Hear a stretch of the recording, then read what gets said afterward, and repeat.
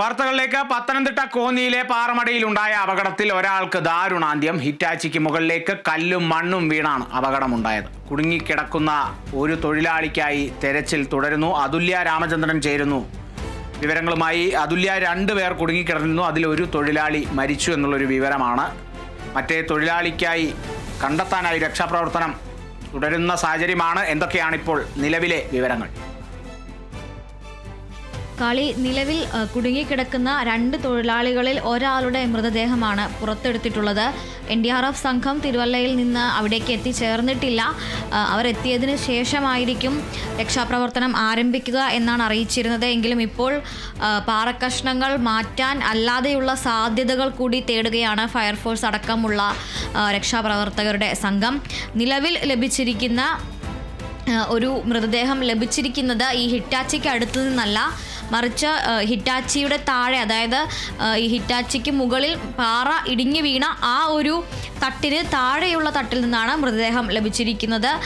ഹിറ്റാച്ചിക്ക് താഴെ ഈ ഇടിഞ്ഞു വീണ പാറകൾക്കൊപ്പം ഈ മൃതദേഹം താഴേക്ക് പതിച്ചതാകും, അല്ലെങ്കിൽ ഈ പാറകൾ ദേഹത്ത് വന്ന് തട്ടി ഈ മരിച്ചുപോയ ആളടക്കം താഴേക്ക് പതിച്ചതാകും എന്നാണ് കരുതുന്നത്.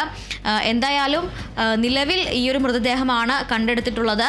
മറ്റൊരു മൃതദേഹം കണ്ടെടുക്കാനുള്ളത്, അതിനായുള്ള തിരച്ചിൽ നടന്നുകൊണ്ടിരിക്കുന്നുണ്ട്. പക്ഷേ ആ മൃതദേഹം ഹിറ്റാച്ചിക്ക് ഉള്ളിലാകാനുള്ള സാധ്യതയാണിപ്പോൾ കൽപ്പിക്കപ്പെടുന്നത്. ഹിറ്റാച്ചിക്ക് അകത്തുണ്ടായിരുന്നത് ഹിറ്റാച്ചിയുടെ ഓപ്പറേറ്ററും അതുപോലെ തന്നെ ഒരു സഹായിയുമാണ്. അപ്പോൾ ഹിറ്റാച്ചിയുടെ ഓപ്പറേറ്റർ സ്വാഭാവികമായും ആ വണ്ടിയുടെ ക്യാബിനുള്ളിലായിരിക്കാനാണ് സാധ്യതയുള്ളത്. അതുകൊണ്ട് തന്നെ ഇപ്പോൾ ലഭിച്ച മൃതദേഹം സഹായിയുടേതായിരിക്കും എന്നാണ് ഒരു പക്ഷേ സഹായിയുടേതായിരിക്കും എന്നാണ് ഒരു വിലയിരുത്തൽ.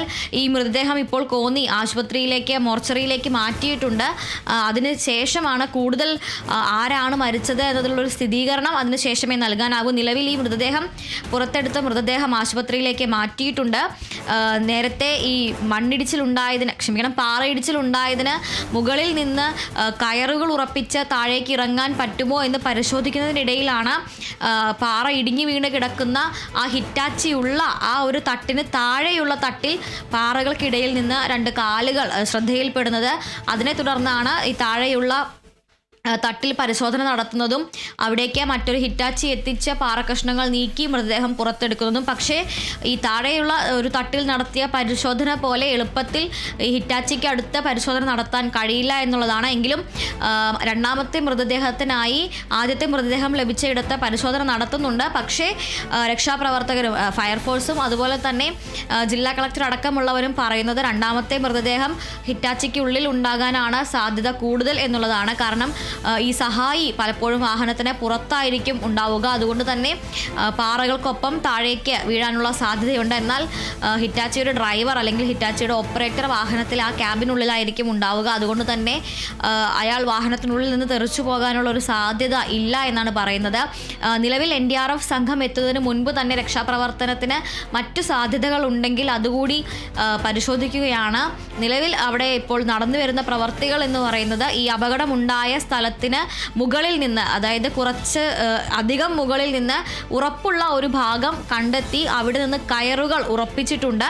ആ കയറുകളിലൂടെ താഴേക്ക് അഗ്നിരക്ഷാ സേനാംഗങ്ങൾ ഇറങ്ങി പരിശോധിക്കാം എന്നുള്ളൊരു തീരുമാനത്തിലാണ് ഇപ്പോൾ എത്തിയിട്ടുള്ളത്. ഇതിൻ്റെ ഭാഗമായി പാറയിൽ കയറുകൾ, പ്രത്യേക തരത്തിലുള്ള കയറുകൾ, ട്രക്കിങ്ങിനും മറ്റും ഉപയോഗിക്കുന്ന രീതിയിലുള്ള കയറുകൾ ഉറപ്പിച്ചു കഴിഞ്ഞു.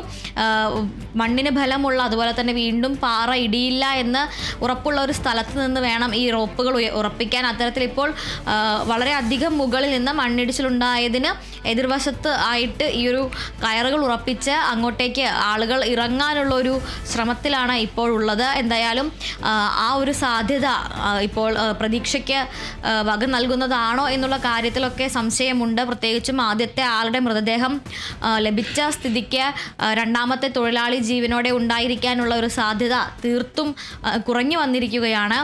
എന്തായാലും NDRF സംഘം തിരുവല്ലയിലുള്ള ക്യാമ്പിൽ നിന്നാണ് പുറപ്പെട്ടിരിക്കുന്നത്. 27 അംഗ സംഘമാണ് എത്താനുള്ളത്. അവർ ഇതുവരെ എത്തിയിട്ടില്ല എന്നാണ് അറിയാൻ കഴിഞ്ഞത്. നിലവിൽ ജില്ലാ കളക്ടർ അടക്കമുള്ളവർ അവിടെ എത്തിച്ചേർന്നിട്ടുണ്ട്. നിലവിൽ ഈ മണ്ണ് മാറ്റിക്കൊണ്ട്, അതായത് താഴത്തെ തട്ടിൽ ഹിറ്റാച്ചി ഉപയോഗിച്ചുകൊണ്ട് പാറകഷ്ണങ്ങൾ നീക്കുകയും മറ്റൊരു ഹിറ്റാച്ചി ഉപയോഗിച്ച് പാറകഷ്ണങ്ങൾ നീക്കുകയും മുകളിലെ തട്ടിൽ ആളുകളെ ഇറക്കിക്കൊണ്ട് പരിശോധന നടത്താനുള്ളൊരു ശ്രമവുമാണ് നടത്തിക്കൊണ്ടിരിക്കുന്നത്. എന്തായാലും ഇപ്പോൾ മരിച്ചത് ആ സഹായി ആയിരിക്കാം എന്നുള്ളൊരു നിഗമനം തന്നെയാണ് ഉള്ളത്. എങ്കിലും സ്ഥിരീകരണം, ഔദ്യോഗികമായ ഒരു സ്ഥിരീകരണം ലഭ്യമാകുന്നതേ ഉള്ളൂ. ശരി, കുറച്ച് സങ്കീർണത നിറഞ്ഞ രക്ഷാപ്രവർത്തനം, രക്ഷാദൗത്യമാണ് ഇതെന്നുള്ളതും കൂടിയാണ് നിലവിൽ നമുക്ക് ലഭിക്കുന്ന ചില സൂചനകൾ, വിവരങ്ങൾ. അവിടെ രക്ഷാപ്രവർത്തനത്തിനിടയിലും കല്ലുകൾ താഴെ വന്ന് പതിക്കുന്ന ഒരു സാഹചര്യമൊക്കെയാണ് നിലവിൽ ഉള്ളത് എന്നുള്ളതും കൂടിയാണ്. എന്തായാലും 27 അംഗ NDRF സംഘം അങ്ങോട്ടെത്തും. ഇപ്പോൾ നിലവിൽ ഫയർഫോഴ്സിൻ്റെ നേതൃത്വത്തിലൊക്കെ അവിടെ രക്ഷാപ്രവർത്തനം നടന്നു വരികയാണ്. ഒപ്പം തന്നെ ചില ആരോപണങ്ങളും കൂടി ഈ ഒരു സാഹചര്യത്തിൽ അങ്ങനെ ഉയരുന്നുണ്ട്. പ്രദേശവാസികളുടെ ആരോപണമാണ് ഈ ഒരു ക്രഷർ യൂണിറ്റിന് ലൈസൻസ് ഇല്ല എന്നുള്ളതാണ് ഇപ്പോഴത്തെ ഒരു ആരോപണം എന്ന് പറയുന്നത്. നേരത്തെ തന്നെ ഇതിൻ്റെ കാലാവധി തീർന്നതാണ് എന്നുള്ള തരത്തിലൊക്കെ ചില ആരോപണങ്ങളൊക്കെ വരുന്നുണ്ട്. സ്ഥിരീകരിക്കാനാകുന്നില്ല. ഔദ്യോഗികമായി ഒരു സ്ഥിരീകരണം നമുക്കതിൽ ലഭിക്കേണ്ടതുണ്ട്. സൂചനകളാണ്, വിവരങ്ങളാണ്, ചില അവ്യക്തമായ വിവരങ്ങൾ എന്ന് തന്നെ പറയേണ്ടിയിരിക്കുന്നു. പ്രദേശവാസികളുടെ ഭാഗത്തു നിന്നുമാണ് ഇത്തരത്തിലുള്ള ചില സൂചനകൾ, വിവരങ്ങൾ, ആരോപണങ്ങളൊക്കെ ഉയർന്നു വരുന്നത്. അതുല്യ രാമചന്ദ്രനാണ് വിവരങ്ങൾ നൽകുന്നത്.